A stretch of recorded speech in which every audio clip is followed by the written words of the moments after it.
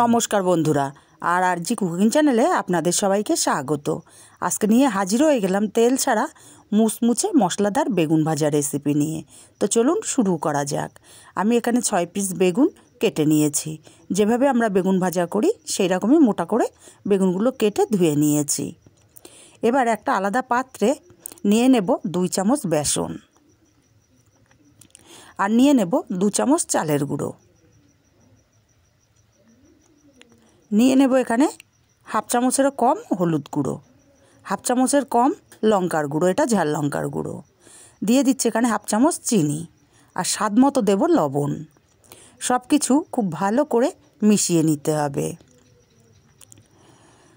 খুব ভালো করে হাত দিয়ে মিশিয়ে নিয়েছি। এখন এখানে দিয়ে দেব একটা বেগুনের টুকরো নিয়ে বেসন চালের গুঁড়ো মশলাটা ভালো করে কোট করে নেব। এভাবে কোট করে নেওয়ার দরুন বেশ ওপরটা মুচমুচে হবে, ভেতরটা একদম নরম সফট। দেখুন একটা আমার কোট করা হয়ে গেছে। এক্সট্রা মশলাটা ঝেড়ে বেগুনের এই পাত্রে আমি এক সাইডে রেখে দিচ্ছি। আমি আরও একটা বেগুন মশলা মাখিয়ে দেখিয়ে দিচ্ছি। হাত দিয়ে ঘষে ঘষে মশলাটাকে কোট করে নিতে হবে, আর এক্সট্রা মশলাটা ঝেড়ে ফেলে দিতে হবে। আমার আরেকটাও রেডি হয়ে গেছে। আর এইভাবে প্রত্যেকটা বেগুন আমি কোট করে নিয়েছি। এইভাবে 10 মিনিট রেখে দেবো যাতে মশলাগুলো বেগুনের মধ্যে ভালো মতো ঢুকতে পারে। দেখুন 10 মিনিট পরে চিনি লবণ গলে গিয়ে কিন্তু বেগুনটা ভেজা ভেজা হয়ে গেছে, তার মানে মশলাটা বেগুনের ভেতরে সম্পূর্ণ ঢুকে গেছে। এবার গ্যাসে একটা প্যান বসিয়ে দিয়ে সামান্য কয়েক ফোঁটা তেল দিয়ে দিলাম। এইটুক তেলে কিন্তু বেগুন ভাজা হয় না। তেলটাকে ভালো করে প্যানের গায়ে ছড়িয়ে দিতে হবে। এমনি বেগুন ভাজতে গেলে প্রচুর তেল টানে, এইভাবে বেগুন ভাজলে কিন্তু একটুও তেল লাগবে না। এবার একটা একটা করে বেগুন আমি এখানে দিয়ে দেব। আমার প্যানটা যেহেতু ছোট, আমি 4টে বেগুন দিচ্ছি, আর 2টো পরে ভেজে নেব। ঢাকা দিয়ে লো ফ্লেমে এইভাবে 2-3 মিনিট রান্না করে নেব। 3 মিনিট পর ঢাকাটা খুলে নিলাম। বেগুনগুলো এক পিঠ উল্টে দেব। দেখুন কালার চলে আসতে শুরু করেছে। উল্টে পাল্টে বেগুনগুলো একদম লো আঁচে রেখে রেখে ভেজে নিতে হবে।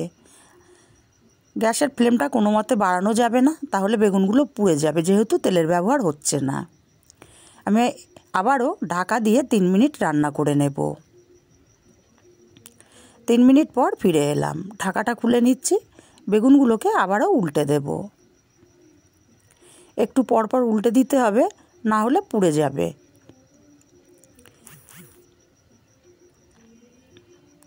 দেখুন সবকটা বেগুন আমি উল্টে দিয়েছি।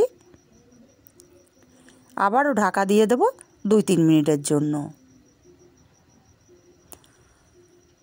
আবারও 3 মিনিট পর ফিরে এলাম। বেগুনগুলো উল্টে পাল্টে সুন্দর কিন্তু কালার করে ভেজে নিয়েছি। একটা কাঁটা চামচ দিয়ে দেখিয়ে দিচ্ছি। দেখুন ওপরটা কতটা খাস্তা মুচমুচে, আর ভেতরটা কিন্তু নরম, মানে খুব ভালোমতো সেদ্ধ হয়ে গেছে। এখন বেগুনগুলো আমি উঠিয়ে নেব, আর একইভাবে বাকি বেগুনগুলোকেও ভেজে নিয়েছি।